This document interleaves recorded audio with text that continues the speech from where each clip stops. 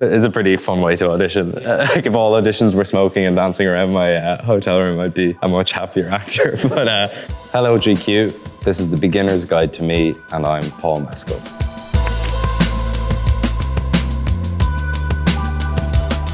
The first project that I'd like to talk about, and there's probably a running theme of sadness that is very much present in my work, but the first project I'm going to talk about is Normal People. It came out in 2020 on BBC and Hulu. We shot it in 2019 after a pretty extensive casting process.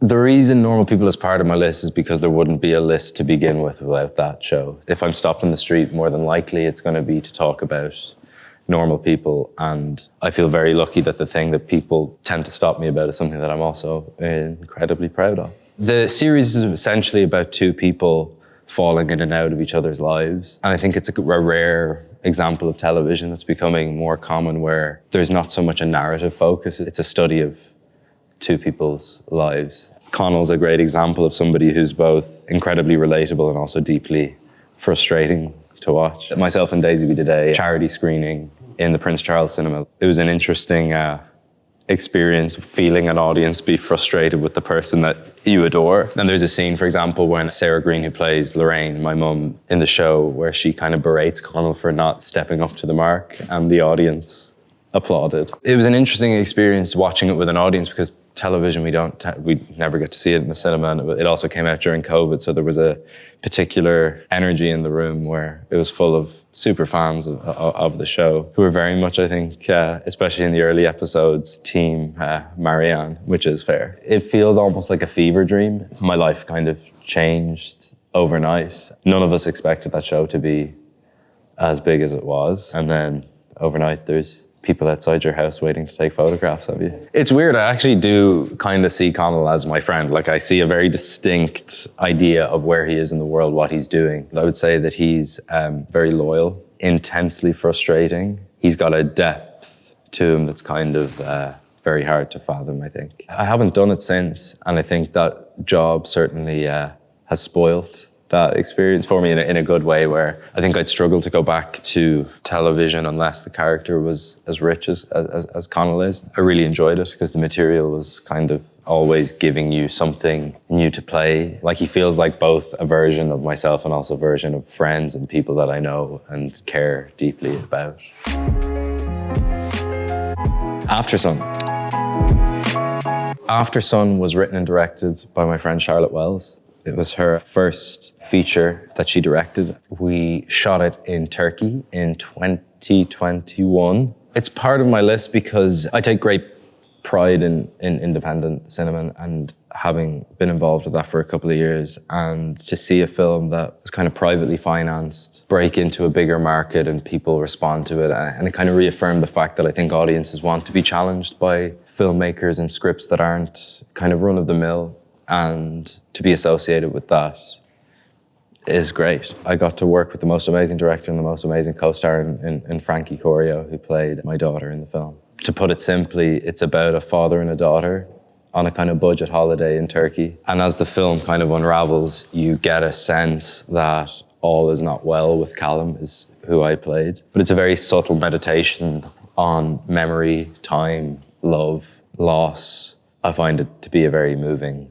film. One of the main things that I'm proud of with that job is the amount of restraint that's in the filmmaking and in the performance, because the whole remit is that you can't show your daughter the pain that you're in, which made me nervous the whole time, because it's like, what if the audience don't get that he's suffering? So you take your opportunities of the kind of suffering where you can get it, but they're few and far between. Audiences are smart, and they can pick up on the kind of subliminal messaging of it. There's scenes in it that are kind of just intensely moving between the two of them, where like karaoke scene when Frankie turns to Callum and says, "Stop doing that." Doing what? Offering to pay for something when I know you don't have the money. And that to him is like the center point where he feels inadequate. I always see Callum as this kind of like loose Willy Loman character from Death of a Salesman, where he's got this innate imagination and has these dreams for the life that he wants to live and provide for his daughter, but it's not kind of marrying up to the reality that he's living. And it's a very interesting place to have a character for a film. All of Us Strangers.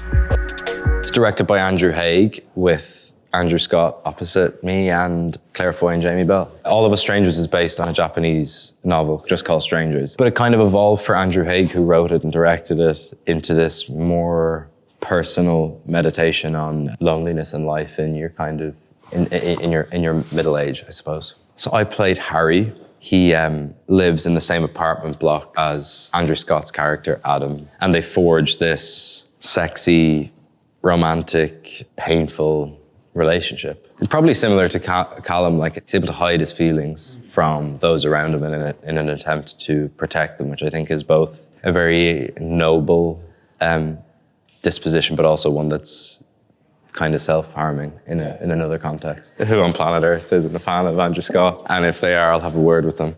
He's an absolute genius. Like I think it's impossible for that man to turn in even a mediocre performance. He's, in my opinion, one of our greats. It's kind of the perfect example of his understanding of craft, but also his like well of emotionality is when he's explaining what happened in the car crash to his parents to me. He's describing the events, but I think in the hands of a lesser actor, it would become dense and heavy. And he knows where to play that, but he also knows where to make it funny, which is such an incredible instinct. He's describing this to Harry, and Harry says the line where he's like, I know what it's like to stop caring about yourself.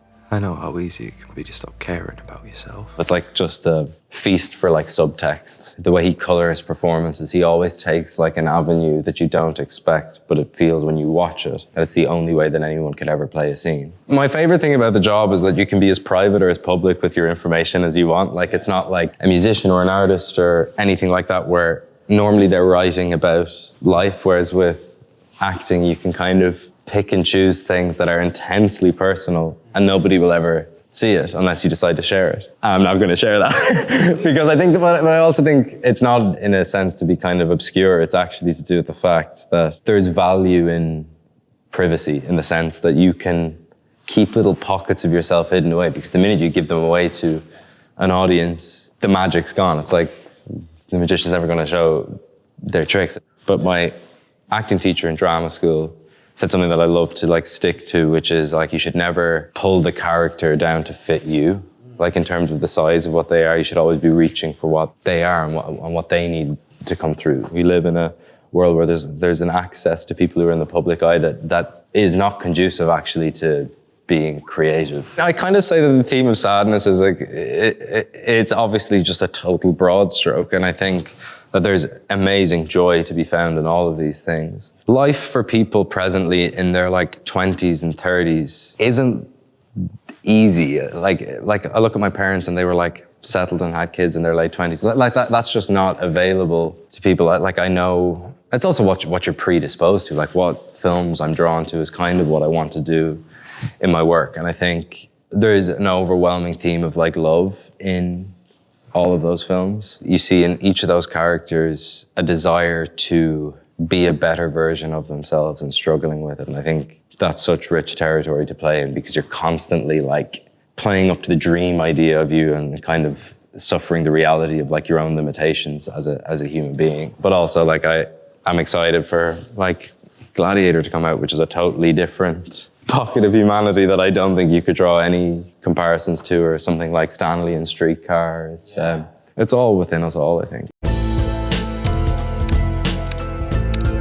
Gladiator was like nothing that I've ever experienced, nor do I think I'll ever experience something like that again. Directed by the King, Ridley Scott. I think the scale of it is something to behold, and I think the story is, again, rooted in a hero's journey and trying to navigate all of the pitfalls of society, and that society just happens to be in ancient Roman times. Ridley's a genius in that the whole vision is available to you. He builds these sets 360 where it's like, if you can't act in that, I don't think you can act. There's nothing left to the imagination. You're just in a coliseum, you're in a cell, you're in these environments that he just builds. He's unbelievably fast, but that's because he knows exactly what he wants. Acting is acting is acting. It's like your obligation isn't to the scale of the production, it's to the character. And sometimes it's really fun when you just have more toys to play with and a bigger budget. But ultimately, your obligations to the character. The society of ancient Rome, but it's also talking about society concurrently with the one that we're living. Power corrupts, greed is still present. There's a cycle in history that we've never managed to crack, nor do I think we will.